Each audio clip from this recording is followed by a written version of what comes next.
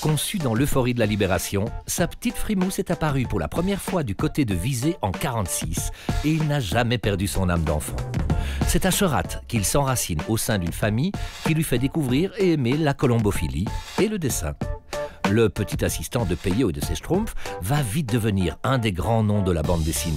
Hôtesse de l'air ou pigeon, ce sont surtout ces personnages qui le font voyager, comme Natacha, dont son crayon flatte les contours depuis plus de 50 ans, ou le Vieux Bleu, dont les traductions en wallon ont battu des records de vente inégalés depuis. Mesdames et messieurs, voici venir pour vous un homme d'un talent, d'une candeur et d'une gentillesse extrême, Monsieur François Walteri. Une salade, un mélange, à la sauce ou parfum, c'est meilleur quand ça sonne avec un peu de sel. Une tarte al jaune, un merveilleux, des bons chicots et les boulets. Wallon ou bruxellois, y a que des beaux patois. Comment ça pas moi? Si c'est pas toi, en tout cas c'est nous.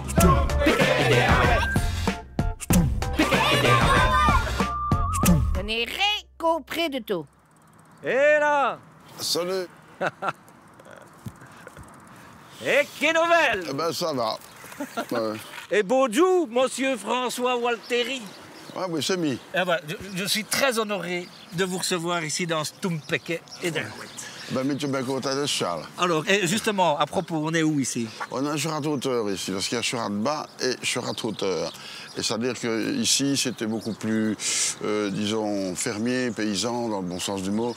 Cherat-Bas, c'est plus charbonnage et autres. Hein. Mais ici, c'est ici que beaucoup de fermiers résidaient et beaucoup de colobophiles. Ah ouais, et des gens très calmes, très paisibles. C'est une commune campagnarde qui le devient beaucoup moins. Là, on construit partout. Et à propos de colombophile, ben, moi, là, c'est pas n'importe quoi ce qui est là. Maintenant, c'est une statue que les gens m'ont offert ici à Cherat-Hauteur. C'est Jules et son Vieux Bleu. C'est le Vie Bleu. C'est le Vie Bleu. Une bande dessinée qui a vraiment eu un succès. Oui, formidable. En 1980, ça a été terrible. Quand on l'a sorti en wallon liégeois, eh bien, honnêtement, en 2 mois, tout était vendu. On était arrivé à 60 000 exemplaires. On n'avait jamais fait ça avec un album en français. Même l'éditeur du prix, qui est à Charleroi, lui, n'en revenait pas. Il dit, c'est pas croyable, c'est quand même qu'un petit patois. C'est pas un petit patois, c'est une langue, monsieur Dupuis, c'est une langue. C'est une vieille langue, le liégeois. Et donc, il y a encore beaucoup de monde dans la région qui a envie de le parler, qui le parle, qui le lise. Et qui il y a le du lise. théâtre, il y a des dictionnaires, il y a des grammaires, mais il y a vraiment...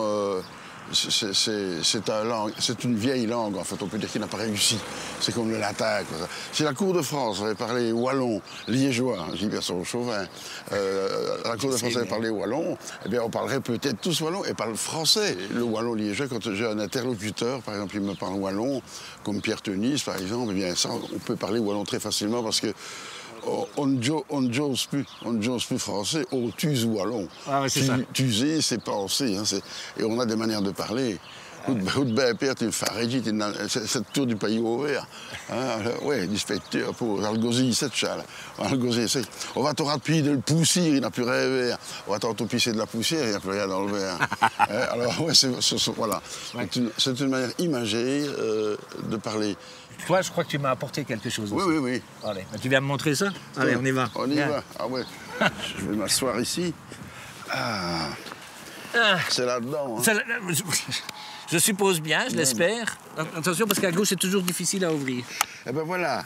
Ouh là, qu'est-ce que ça donne? Ben, il faut l'ouvrir et tirer dehors. Ça m'a l'air bien vie, ça.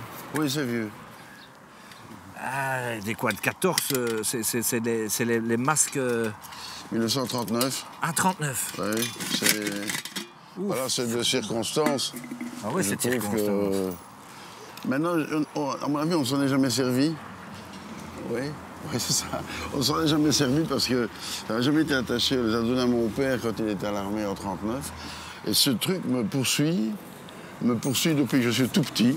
Quand on est venu habiter d'Argenteau à Cherat-Hauteur, ici, eh bien, on m'avait donné ça.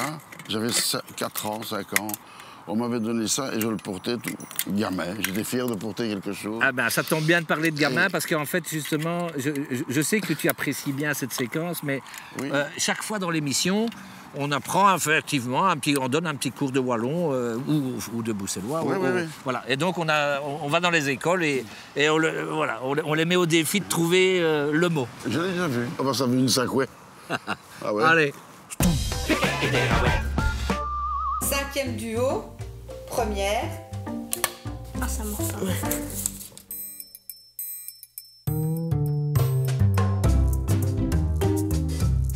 El Mojo. El Mojo. Oh. Ça veut dire le.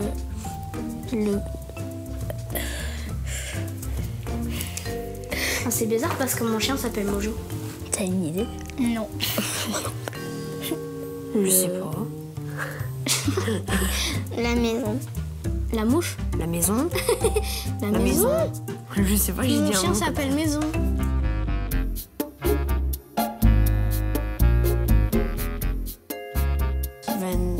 Vance Dorossi.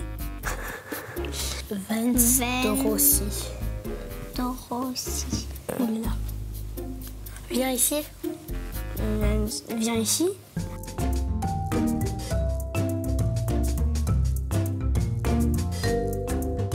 Luche. Luche. Luge. Luge. Luche. Loucher. Je crois pas, non. Une porte. Oh, une porte. Ah. Non. Oui. Oh, ça ressemble pas du tout. Non. La porte. Luche, une porte. Ah, magnifique, hein. Ouais. Toi, tu as connu cette époque où on interdisait de parler wallon à l'école? Non, mes parents. Mais pas nous autres. Nous autres, ça allait. Enfin, même le professeur nous parlait un peu wallon, même qu'il était flamand. Et c'était très drôle, d'ailleurs. Ah oui. C'est dommage, quand même, d'avoir obligé les gens très bien de parler français, comme ça tout le monde se comprend, ça évite de se taper dessus. Mais donc, toi, dans la cour de récré... Excusez-moi de vous déranger. Je suis chanteur de rue, moi. Non, mais Pierre vous guitare. Qui fait Charles? Qui est là dans le bistrot, ça va? On fait ce qu'on peut. Bah ouais, ça va, Thierry, ça va? Je vois que vous avez le même instrument chaque fois. Oui, oui, je suis désolé. Elle me poursuit. Ça va? Toi, à vous? Bah ouais, toi, à vous. Qui n'a fait, t'as vu Radio Charles, hein? Donc, je ne peux parler que wallon dans cette émission-ci, ça va? Profites-en. Tu savais la geste là, hein? Non, je ne t'ai pas vu, pourtant tu ne passes pas inaperçu. Hein. Je sais.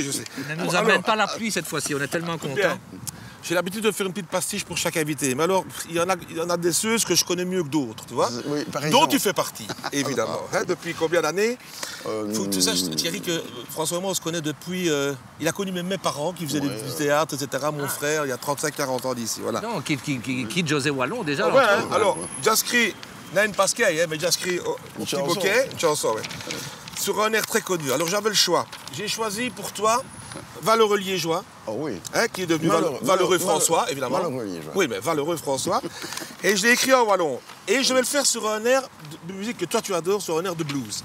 Oui, je veux savoir que François adore le blues, tu vois. Okay. Donc, alors, évidemment, il faut me tenir mon bazar, sinon, voilà.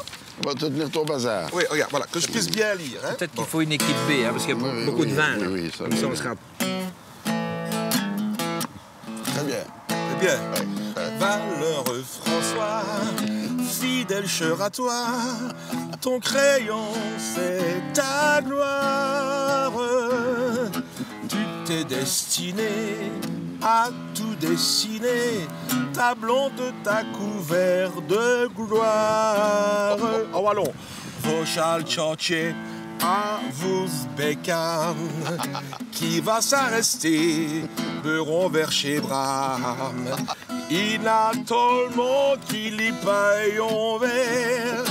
Il va râler le pied salivier. Allez, valeureux François, fidèle cheur à toi, ton crayon c'est ta gloire. T'es destiné à tout dessiner, ta blonde t'a couvert de gloire. Je dirais, en ski nordiste, des oreilles, tous les deux onze, firdinos wallonnereilles. On a Carlou qui lit vible, tout le monde écoutait des psychopleux. Allez, Valeureux François, fidèle cheur à toi. Ton crayon, c'est ta gloire. Tu t'es destiné à tout dessiner. Ta blonde t'a couvert de gloire. Voilà, je te l'offre, c'est pour toi, Bistro. C'est beau. Voilà. J'avais un poche. Ouais, what's up, poche. Je vais le garder dans ma poche qu'il a déjà traduit, parce qu'il ne comprend pas le wallon de livre, pas toujours, hein, toi. Hein. Pas toujours, mais tu comprends. ça vient, hein. Mais à force d'émission, tu commences à comprendre. Et quand tu chantes, ça va. Je trouve que je comprends. Mais, t'as vu Rick Nohoud Dillon à vous de chaper. Ça, c'est rapide. C'est rapide, ça. T'as compris ça? En tout cas, il y a chapeau dedans, c'est sûr. Donc je t'avais reconnu de loin avec ton chapeau. Ah oui. C'est bien. C'est juste que tu parles très vite comme les Espagnols, toi, je trouve. Je suis désolé, mais c'est parce que j'ai appris à être. La guitare, t'as appris dans une caravane. Oui. Il faut une grande caravane, c'était pour moi. Oui, c'est une solide, hein. Où est-ce Il est naturellement, nous. Pourquoi fait, là? Pas parce que tu m'as manié, t'as vu, là. Oui, on doit continuer la balade, Allez. François. Allez, Merci. Comme on dit chez nous, caputeur pour autre chose. Allez, salut. Allez, bien coup. Allez, on y va, on continue? Oui, ça va. Allez, en avant. Moi, je prends le gaz au cas où. Chacun son masque. Oui, il faut le faire amener un masque à gaz dans la guerre 40.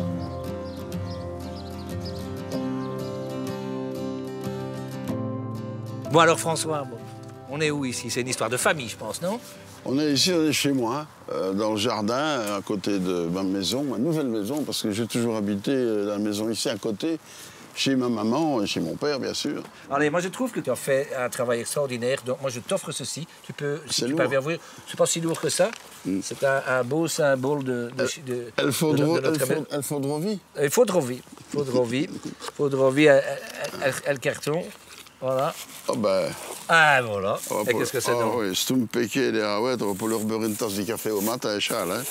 Qu'est-ce que tu bois, toi, d'habitude? Tu aimes bien boire? Du café, quand je me lève. Je me lève très... Quand je me lève le matin, il est 2h d'après-midi. Parce que je travaille toujours jusqu'à 5h30, 6h du matin, tous les jours. Ça fait 58 ans. Ah oui. J'ai fait ça à cause de Peyo, avec qui j'ai travaillé beaucoup à Hucle, dans les Schtroumpfs. Hein. Et il faisait la nuit, alors je faisais la nuit avec lui, quoi, à côté de lui. Avec Peyo. Et vous travaillez ensemble. Ah oui. Ouais. C'est vraiment... c'est un très bon souvenir pour moi. Ah bah tu vas voir, ça va être un très bon souvenir aussi. Ça n'est pas vrai, ça va toi? Qu'est-ce que tu viens faire ici? Il vient t'embêter. Mélodie Jeté. J'ai réussi? Ben oui, c'est magique, hein, Eddie Peyo et tout d'un coup vous arrivez. Voilà.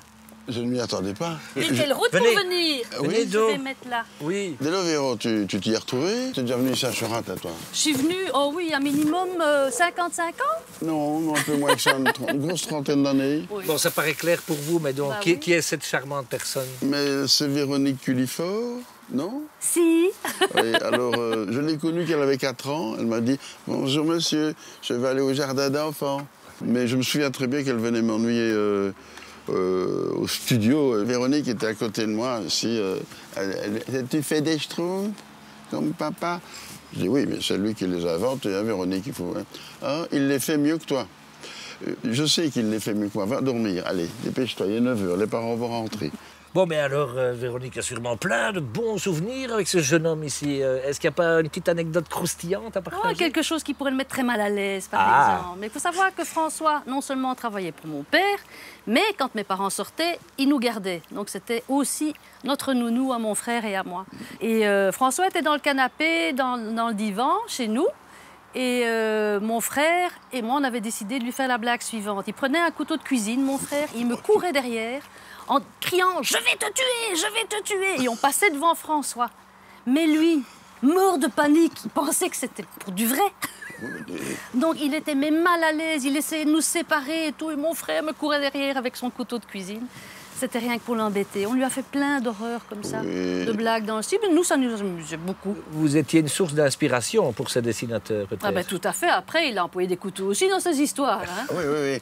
Il y a une chose aussi, sa coiffure a donné naissance à la coiffure de la Schtroumpfette. J'avais des cheveux ondulés blonds. Oui. Et paraît-il que, voilà, on s'en est servi pour faire la coiffure de la Schtroumpfette. J'en suis très fière. Hein. Oui. J'en suis vraiment très fière. Mais c'est certain. Toi, Véronique, tu parles bruxellaire un peu.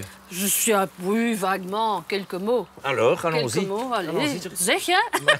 Allez, top. C'est vrai que comme ça, allez, tof, c'est bien. Voilà. Je dis ça parce qu'on va aller faire un petit tour à Bruxelles maintenant. C'est toujours bon de mélanger tout ça avec plaisir. Ça, c'est bien. Oui, c'est bien. L'accent y est, en tout cas. Mais oui, voilà. Génial. On fait en 64 des vendeuses de cartes postales sur la place Poulart. Un petit bonheur. Schöne postkarte, madame. Ça fait combien d'années que vous êtes ici, madame? Moi, pas ici tout à fait. 54 ans, je vends des cartes postales. Dis, dans 54 ans, vous avez vu changer les cartes postales, madame? Ah oui, j'ai bien vu changer les cartes postales. Ce n'est plus comme par avant, parce que maintenant, on a difficile. Tous les hôteliers font des cartes postales. Tous les magasins, il y a tous les magasins. Dans le temps, il y en avait presque. Et les hôtels. Et tous les hôtels. Les portiers font des cartes postales. 20 kleine bekendsten. Vous savez tout de suite dans quelle langue vous devez vous adresser à eux, madame? Oui, monsieur. Oui? À quoi voyez-vous ça? Par leur figure. Hein. À la figure? Ah oui. Pas aux vêtements? Non, à la figure. À la figure. Supposez que je sois un touriste anglais, par exemple. Comment est-ce que vous vous adresseriez à moi? Take a 24 postcard of Brussels, all the city of Brussels for 20 francs. Vous avez all the explanation in English. Ah oui, c'est magnifique, hein? Oui. Mais si je suis un espagnol? Ah, ça en espagnol, on sait pas. 20 francs pour 10 cartolines. The color one and the black and one. Ah, ben voilà, c'est le prix, c'est l'essentiel, hein? Là, ils ont compris, alors. Écoutez, monsieur, il y en dans a tout le monde, ici, hein. Une minute, quand on peut pas parler à deux. Non, Dans on tout peut le parler monde, à deux, non. dans tout le monde, il y a des bons et des mauvais. Mais les Américains préfèrent pour acheter. Oui? Ah oui, les Américains, quand ils achètent tous. Et en hiver, qu'est-ce que vous faites, alors? Quand la saison est terminée? Je fais mon ménage, je fais On reste à la maison. On reste à la Vous mettez maison. une fois tout bien en ordre à la maison, Oui, là, oui. le grand nettoyage et Oui, tout. oui, Hein, comme ça, oui. vous êtes prête pour la saison d'été. Pour la alors. saison d'été.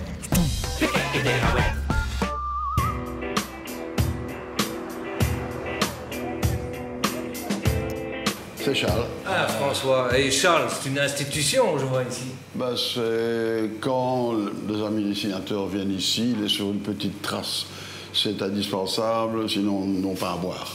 Alors voilà. Mais il y a des Français, il y a des Belges et même des Wallons. Enfin, c'est la même chose. Tu vois, on t'a mis près de ton œuvre. Quoi? Elle me surveille. C'est qui, cette fille-là? C'est John Fee. C'est Natacha, l'hôtesse de l'air. Elle est vieille. Oh. Elle a 50 ans cette année. C'est un Evie, ça. Ben, si, un peu en mi-bain. Hein. Ah ben, c'est une petite merveille. Hein. Et alors, donc, c'est 50 ans, c'est quoi? C'est l'anniversaire cette année? Oui, c'est toute l'année. Hein. Elle est née le 26 février 1970 dans Spirou. Et elle continue, d'ailleurs, toujours. Mais faire une histoire en BD, ça prend un temps fou. On ne se rend pas compte. On peut rester, certains, un an et demi, 2 ans pour un album facilement. On ne dessine pas tout le temps, hein, mais on dessine quand même tous les jours malgré tout. Ça peut varier entre 4 et 6 heures à 7 heures par jour, quel que soit le dessinateur. Et il y a pas mal de tes bandes dessinées que tu as adaptées en wallon, dont Natacha d'ailleurs. Oui, Natacha est adaptée en wallon. J'ai les recherché, je ne l'ai plus retrouvé chez moi. On me l'a râpé, on me l'a volé par certainement. Comme quoi ça devient un trésor quand c'est du wallon. J'ai bien compris que ça a marché tout de suite, avec les premiers déjà, non?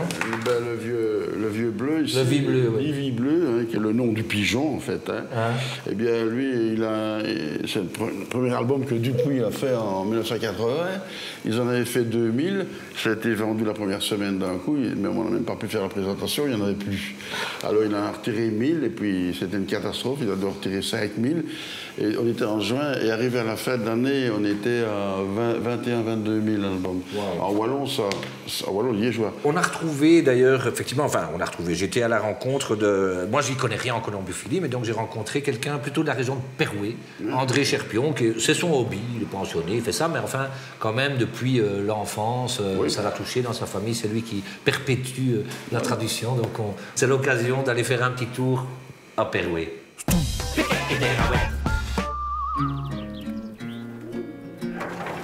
Allez, tu vas à ta place. Allez, à votre place. Ça, c'est ceux du mois de mai. Voilà, ils n'ont pas encore sorti, ceux-ci. Ça, c'est ceux qui vont me donner des jeunes l'année prochaine. C'est l'avenir des pigeonniers, ça. J'ai commencé au colon en 1998. J'ai eu des colons, des camarades. Et c'est comme ça que je m'ai monté petit à petit. Et c'est ça, c'est sûr que je continue. Tout doit jouer, tout de l'aide des camarades qui me donnaient un coup de main. Mes frères n'en ont qu'à jouer colon, non. Il n'y en a que qui a eu le virus. Radiodiffusion télévision belge, premier programme.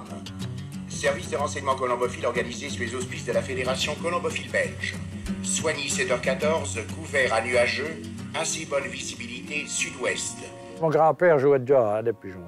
Il y avait 10-15 pigeons, il n'avait pas beaucoup de pigeons. Parce qu'à ce moment-là, au local, il devait aller à vélo. C'était tout à vélo. Dans Pietrébé, il y avait peut-être combien? Il y avait peut-être 20 amateurs, il y en avait 20 qui jouaient aux pigeons. Maintenant, il n'y en a plus. Il y en a des jeunes qui commencent, mais c'est tout un peu malogis. Il faut aller acheter soit au marché à Lière ou dans les marchés. Il faut acheter des jaunes colons. Et comme ainsi, comme ça, mais c'est né facile.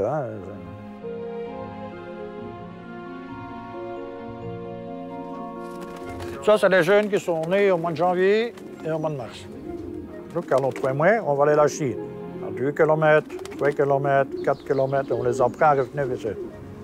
Il faut ouvrir ça pour les laisser sortir. Pas aller trop loin la première fois. Pas aller à 50 km, ils ne reviendront pas. Il faut faire ça en étapes. Donc, j'ouvre la trappe et ils regardent et ils volent sur le toit et ils volent chez les voisins. Et ils font toujours des tours plus grands, alors ils voient où ils habitent.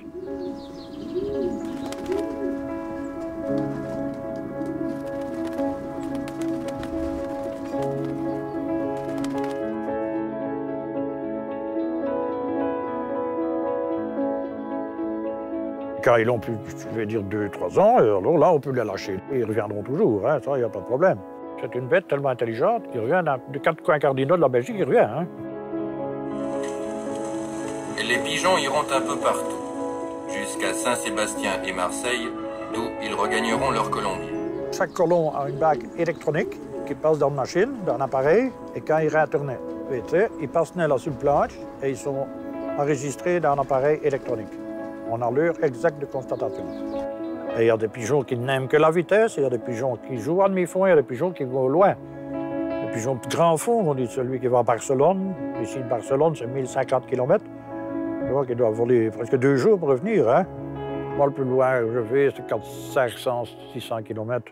Quand le pigeon revient d'un concours et que vous l'attendez depuis un certain temps, et bien, quand il tombe, ça vous remue tout à fait le corps. Et bien, je vous assure que ça fait quelque chose. 2006, 2007, 2008, oui. Ça, c'est quand on a été joué à Meuse, à Meuse, ça, je crois. Premier à catégorie vieux, j'avais fait le premier à catégorie Lierling. J'étais quand même bien classé à ce moment-là. J'étais mieux classé que maintenant. On fait un premier, on est content, on n'arrive pas souvent, mais quand on fait un premier, on est content. Allez, venez. Allez, viens. Ah, mais ils sont repartis maintenant. Allez, venez. C'est plutôt un hobby, ça fait du plaisir de voir tomber le samedi dans leur local avec ses copains, prendre un pot. Ça, c'est le plaisir du pigeon. Ça.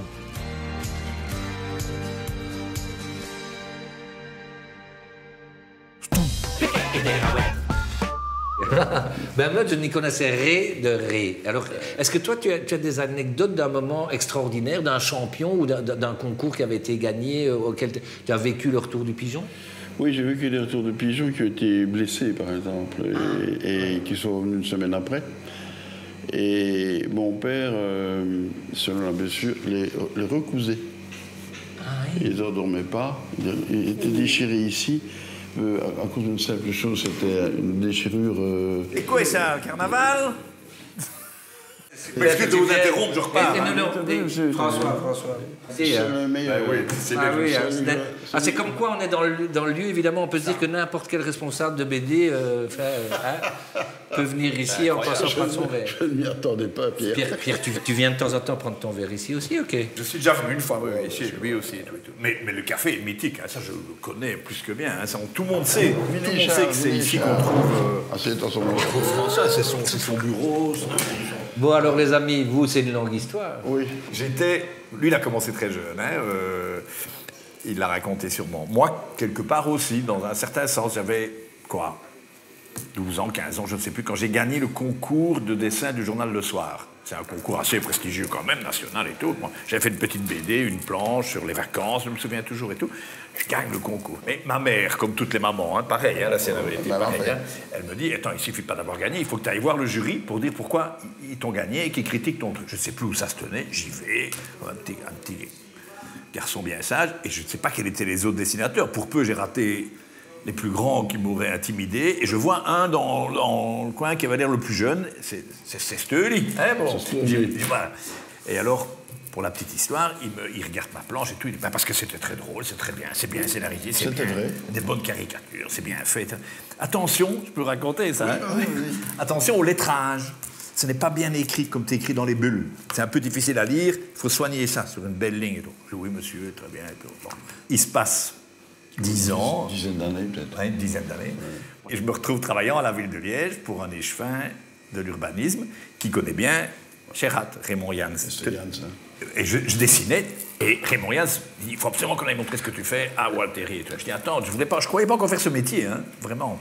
Et je dis, oui, j'ai déjà vu Walteri, on était petits, etc., etc. Bon, on va chez lui, avec Raymond Jans, qui monte mes planches et tout. Lui qui dit, ah, ben c'est drôle, c'est marrant, c'est comique, etc. Je lui ai pas raconté que je l'avais vu quand j'étais petit, hein. Bon. Et il dit, c'est très très bien, c'est vraiment bien. Mais tu devrais faire attention à tes lettrages parce que c'est écrit, c'est mal écrit, on ne sait pas très bien lire quand tu écris, tu devrais tracer une ligne. Je dis, c'est bon, ça va. Et je n'ai jamais écouté son conseil, je continue à écrire n'importe comment. On arrive un petit peu au bout, François, et d'abord j'ai vraiment envie de te remercier énormément parce que je trouve que tu es un personnage qui correspond bien à ce qu'on aime faire passer dans cette émission. C'est, ouais. Il y a le plaisir, il y a la passion, il y a le côté candide, il y a le rapport aux enfants. Je sais que ça t'importe de le faire. Merci, vraiment. Merci aussi, hein, parce que ça me fait plaisir, hein, quand même. Parce que parler de bande dessinée à la TV, c'est quand même assez rare, quand même. On peut dire ce qu'on veut. Hein, que ce soit en France ou en Belgique, d'ailleurs. Hein. Mais bon, tant mieux, moi j'aime bien. Je suis content. Eh bien, écoutez, maintenant, ce sera la petite rawette, qu'on termine toujours par un petit doublage de film américain, en wallon ou en bruxellaire. C'est moi qui me permets de faire ça, avec bonheur. Voilà. Je ne sais rien, José, mais je sais bien perquêter. Si tu me fais le truc, je te le fais comme ça. Voilà, grâce à une belle équipe. C'est parti, on termine avec la rawette. À bientôt.